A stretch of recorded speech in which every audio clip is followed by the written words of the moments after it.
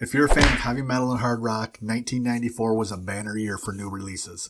Wikipedia's page covering the metal albums released that year has no less than 161 entries.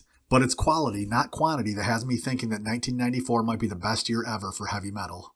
I've identified 11 albums from that year which I particularly love. Each of these albums is a favorite of mine, and to this day, almost 30 years later, I still listen to every single one of them. Rather than ranking these albums against one another, I'm going to highlight them chronologically in the order that they were released throughout the year. I'll include a link in the description of this video to the full list of 1994 releases. Leave a comment letting me know your favorite albums from that landmark year. With that, let's get started. January 25th, 1994 saw the release of the Alice in Chains EP, Jar of Flies. Now, I recognize the irony of starting off a list of best metal albums with an EP consisting almost entirely of acoustic songs, but there was no way I was leaving out this AIC classic. Alice in Chains is my favorite of the grunge bands from Seattle, and Jar of Flies highlights one facet of the musical versatility which makes them so great.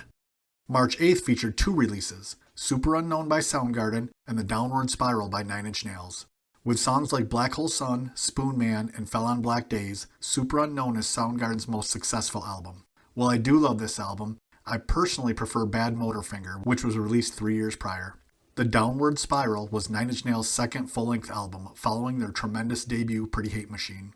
Although Pretty Hate Machine is my favorite 9 Inch Nails album, I think it's fair to say that all things considered, The Downward Spiral is probably a more well-put-together record. Later that same month, on March 22nd, what might be the most important album of the year was released in Pantera's Far Beyond Driven. To this day, this remains the heaviest album to ever reach number 1 on the Billboard album charts, and it's not even close.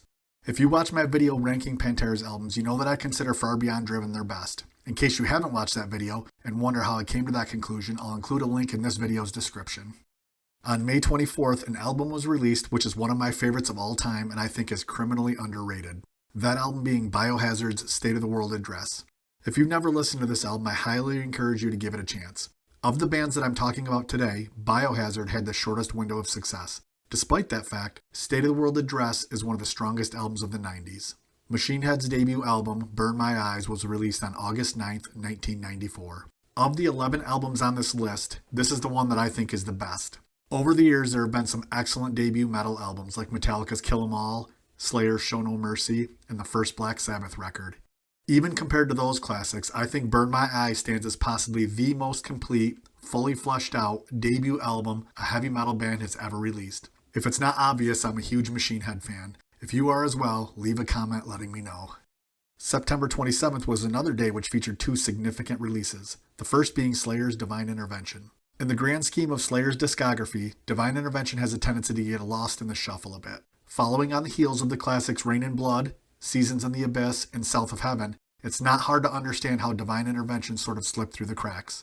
I personally think it's an excellent record, and kudos to Slayer for doubling down on their trademark heaviness while on the height of the grunge movement.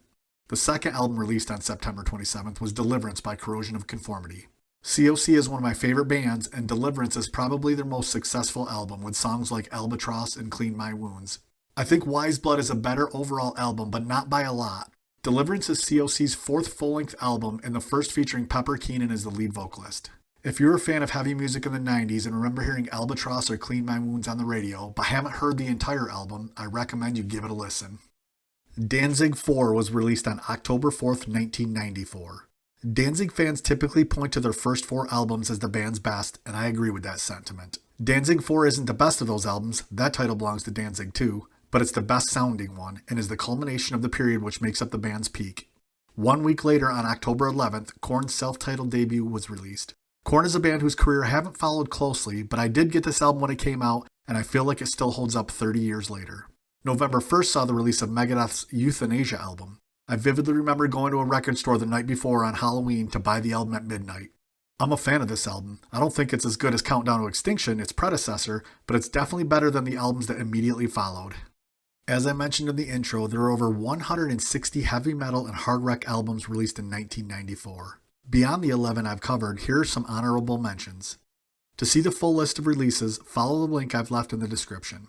Thanks for watching, and if you enjoyed this video, please take a second to subscribe to the channel. Also, leave a comment letting me know your favorite albums from 1994. Until next time, this is Kennedy for None More Metal.